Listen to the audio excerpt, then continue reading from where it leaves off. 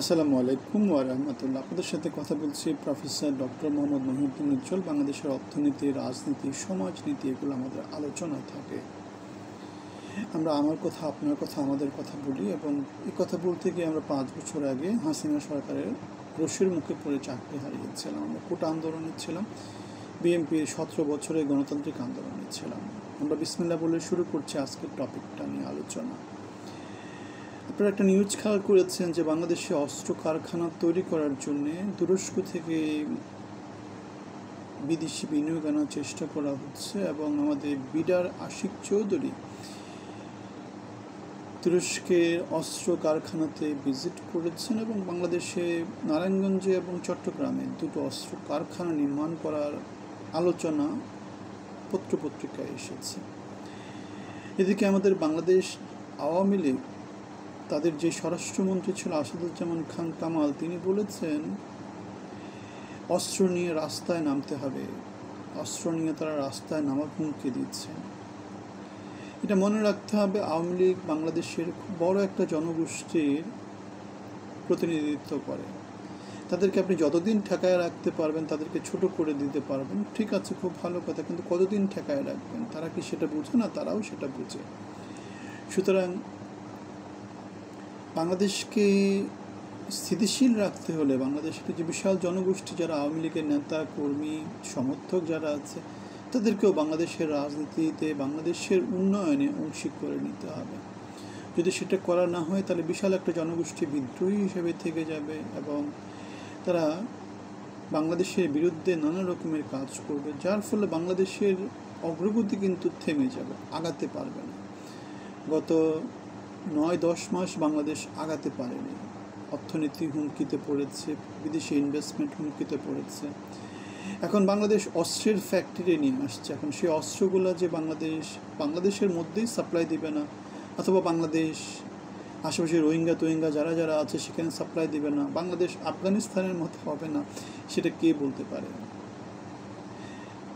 কারণ হচ্ছে সব কিছুই তো নিরাপত্তা, সব কিছুই সিকিউরিটি। আপনি অন্যান্য ইন্ডাস্ট্রি করতে পারছেন, অস্ত্র কারখানা বাংলাদেশে করবেন, খুব ভালো কথা।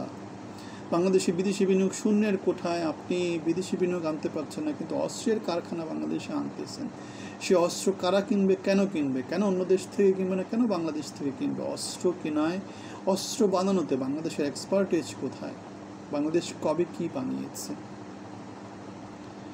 তাহলে বাংলাদেশ সমরাস্ত্র কারখানা একটা আছে, সেটা বাংলাদেশ আর্মির জন্যই তৈরি করে, সেটা ঠিক আছে, সেখানে কোনো সমস্যা নেই।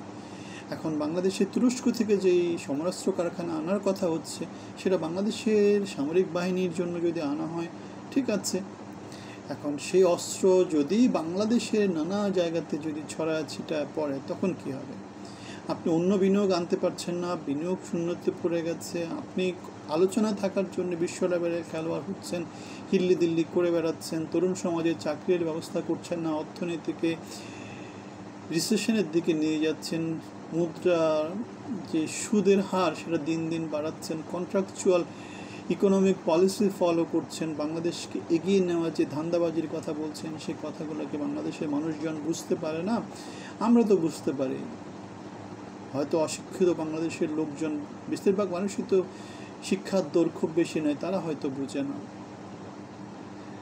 এখন আপনি যদি বাংলাদেশকে ভালো একটা রাস্তা দেখাতে পারতেন, আপনাকে আমরা 10 বছর 20 বছর আপনি আমৃত্যু থেকে যান, আমাদের সেখানে কোনো রকমের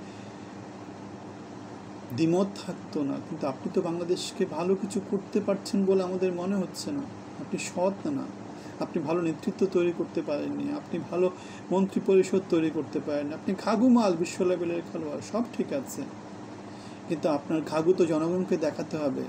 9-10 মাসে তো জনগণ কিছু দেখতে পায়নি।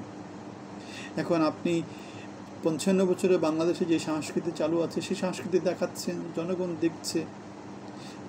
দেখছে, কিন্তু সবাই তো আর আপনাকে মেনে নেবেন। আপনি কোত্থেকে কি, আপনি কি এসেছেন, আপনি কোথাকার কোন হরিদাস পাল হয়ে ক্ষমতায় বসে আছেন, আপনাকে লোকজন কেন মানবে?